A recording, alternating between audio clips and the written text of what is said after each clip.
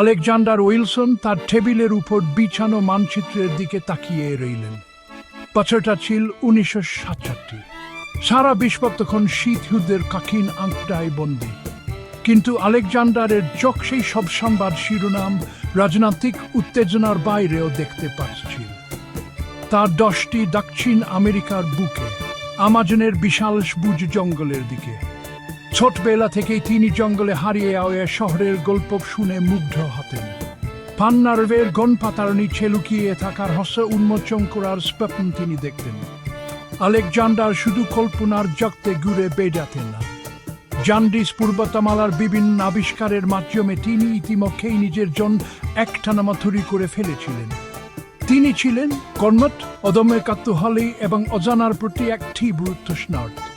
তিনি বহু বছর ধরে প্রাচীন গ্রন্থ, মলিন মানচিত্র এবং স্থানীয় কিংবদন্তি অধ্যয়ন করেছেন। সবকিছুই ইঙ্গিত করেছিল বহু শতাব্দী আগে আমাজনের গভীরে একটি প্রবল ও সুসংগঠিত সভ্যতা বিদ্যমান ছিল। এটি কোন কাল্পনিক কাহিনী ছিল না। আলেকজান্ডার এই বিষয়ে নিশ্চিত ছিলেন। তিনি বিশ্বাস করতেন সেই বিশাল সবুজ বনভূমির কোথাও অবশ্যই হারিয়ে যাওয়া সেই সভ্যতার প্রমাণ বংশাবশেষ লুকিয়ে আছে, এবং তিনি সেই প্রমাণ খুঁজে বের করতে দৃঢ়প্রতিজ্ঞ ছিলেন। কিন্তু এটা কোন সাধারণ কাজ ছিল না। আমাজন ছিল ভয়ঙ্কর রহস্যময়, অপরূপ সুন্দরের লীলাভূমি হলেও এখানে বিপদের কোন কমতি ছিল না। তবু এই প্রত্যাহ্বানই আলেকজান্ডারের মনোবল আরো বৃদ্ধি করেছিল। তিনি তার জীবনের সর্বশ্রেষ্ঠ অভিযান শুরু করতে আসছিলেন। আলেকজান্ডার জানতেন সাফল্য এবং টিকে থাকার জন্য প্রস্তুতি সবচেয়ে গুরুত্বপূর্ণ। এই অভিযানের জন্য সতর্কতার সাথে পরিকল্পনা করা প্রয়োজন। তার জন্য সঠিক লোক এবং সঠিক সরঞ্জামের প্রয়োজন ছিল। তিনি প্রথমে তার বিশ্বস্ত অভিযাত্রী, বিজ্ঞানী এবং স্থানীয় পথপ্রদর্শকদের সাথে যোগাযোগ করেন। প্রথমে তার দলে যোগ দেন মারিয়া সিলভা, একজন খ্যাতিমান উদ্ভিদবিদ এবং নভোচারী। আমাজনের উদ্ভিদ এবং সেখানকার আদিবাসী সংস্কৃতি সম্পর্কে তার জ্ঞান ছিল অমূল্য। এরপর যোগ দেন মিগুয়েল রদ্রিগেজ, একজন অভিযাত্রী এবং টিকে থাকার বিশেষজ্ঞ। ইনি জঙ্গলটিকে তার হাতের তালুর মতো চিনতেন। এই দল তখনও পূর্ণাঙ্গ হয়নি। তাদের আবিষ্কারের রেকর্ড রাখার জন্য একজন দক্ষ চিত্রগ্রাহক এবং মানচিত্রকারকের প্রয়োজন ছিল। এজন্য আলেকজান্ডার তরুণ এবং উৎসাহী ডেভিড চেনকে নির্বাচন করেন। তারা একসাথে অভিযানের জন্য প্রয়োজনীয় সরঞ্জাম সংগ্রহ করেন। মানচিত্র, কম্পাস এবং দাহ তো ছিল। তাছাড়াও তারা আধুনিক ক্যামেরা, রেডিও সরঞ্জাম এবং প্রয়োজনীয় ঔষধপত্র সাথে নেন। খাবার নির্বাচন করা হয়েছিল ট্যাক্সি এবং পুষ্টিকর মান বিবেচনা করে। এমনকি তারা একটি বিশেষভাবে তাড়ি নৌকা ব্যবহার করেন। ইয়া ছিল একদিকে হালকা, আবার অন্যদিকে ট্যাক্সি। জঙ্গলের জটিল নদীপথ পার করার জন্য এটি ছিল উপযুক্ত। কয়েক মাস ধরে পরিকল্পনার পর সকলের মনে এক অদ্ভুত উত্তেজনা এবং কাজ করছিল।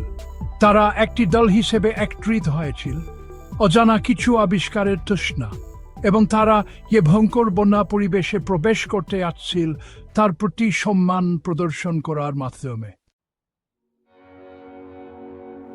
আমাজন নদীর ঘোলা জলে তাদের নৌকা ভেসে চলার সময় বাতাস জলীয় বাষ্পে ভারী হয়েছিল। চারপাশ থেকে জঙ্গলকে সেধে আসছিল অদেখা প্রাণীতে ভরা একটি সবুজ প্রাচীরের মতো।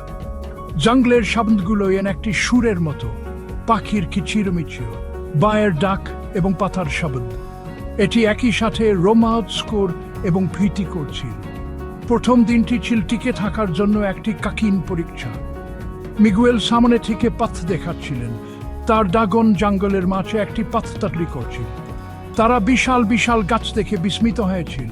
কিছু গাছে লম্বা ছিল, সূর্যের আলো তাদের কাছে আসতে পারত না। চোখ ধাঁধানো অরণ্যের পাখিরা গাছে ডাল থেকে উড়ে বেরোচ্ছিল। বাতাসে বেসে বেড়াচ্ছিল অসংখ্য অজানা ফুলের গন্ধ। সন্ধ্যাবেলায় তারা তাদের শিবির স্থাপন করত। দলটি খাবার উপযোগী গাছপালা চিহ্নিত করতে এবং ছোট ছোট জীবরার জন ফাঁদ পাতাতে শিখেছিল। মারিয়া তারাইস বান্তুন প্রজাতির গাছপালা খুঁজে পেতেন। তার সবকিছু তার বাইয়ে লিখে রাখতেন তাণ্ডবটি শিকড়ি ছবি এবং পোলাবেক্ষা দিয়ে ভরে আয়। ডেভিড তার ক্যামেরা দিয়ে আমাজনের অপরূপ সুন্দর এবং অদা মনোভাব ধারণ করতেন। প্রাথমিক উত্তেজনার পরও একটি অস্বস্তিকর অনুভূতি তাদের মনে ঘুরপাক খেতে থাকে। তারা মনে করত কেউ তাদের উপর নজর রাখছে, কি জঙ্গলের আড়াল থেকে তাদের দিকে অদৃষ্ট চোখ রাখছে। গাছের পাতার সাথে সাথে কোন কানাকানি শোনায় আসছিল, সময়ের সাথে হারিয়ে আওয়া কোন ভাষায় কথা বলছিল। তারা তো জঙ্গলের গভীরে ঢুকছিল, পরিবেশ ততি কাকিন হয়ে উঠছিল, বাতাস আরো ঘন হয়ে উঠছিল, সুরের আলোয় একটি অস্পষ্ট স্মৃতি ভাবসা গরম প্রতিটি শব্দকে আরো স্পষ্ট করে তুলছিল। জঙ্গলের প্রতিটি সাধারণ শব্দকে একটি ভয়ঙ্কর সুরে পরিত করছিল। এক সন্ধ্যা তারা একটি খোলা স্থানে পৌঁছায়। ম্লান আলোতে তারা একটি দৃশ্য দেখতে পায়। শ্যাওলা ফাঁকা পাথরের একটি প্রাচীর আর অর্ধেক জঙ্গলের মধ্যে থাকা। এটি কোন প্রাকৃতিক গঠন ছিল না, এটি মানুষের হাতের তাটলি। আলেকজান্ডারের হৃদস্পন্দন বৃদ্ধি পায়। এটি কি সেটি হতে পারে? হারিয়ে যাওয়া শব্দতার সন্ধানে তিনি ততদিন ধরে ঘুরে বেড়াচ্ছেন। তারা পরের দিন সময় কাটায় গাছপালা পরিষ্কার করে। প্রাচীরটি তারা ভেবেছিলেন তার চেয়ে অনেক বেশি বিস্তৃত ছিল। এটি অদ্ভুত চিহ্ন এবং আকৃতি দিয়ে খোদাই করা ছিল, যা আলো এবং ছায়ার খেলায় আঁকাবাঁকা এবং বিকৃত হয়ে উঠছিল। তারা আরো পরিষ্কার করার সাথে সাথে তারা একটি বিশাল ফাটক আবিষ্কার করে। আর এক সময়কার ঐতিহ্যবাহী কাঠামো এখন জীর্ণ এবং গাছপালা দিয়ে আবদ্ধ। বাতাসে উত্তেজনা ছড়িয়ে পড়ে। এটি ছিল হারিয়ে যাওয়া শহরে প্রবেশের দ্বার। কিন্তু গধূলি বেলায় একটি স্পষ্ট ভয় তাদের উপর নেমে আসে। জঙ্গলের গভীর থেকে অদ্ভুত কোন মন্ত্র শোনা যাচ্ছিল। তারপর তাড়াতাড়ি দেখতে পায় লম্বা ছায়া আকৃতির মানুষ। যাদের চোখ বলছে তারা অন্ধকার থেকে বেরিয়ে আসছে। মোলান আলোতে তাদের আকার পরিবর্তিত এবং স্পষ্ট হয়ে উঠছে।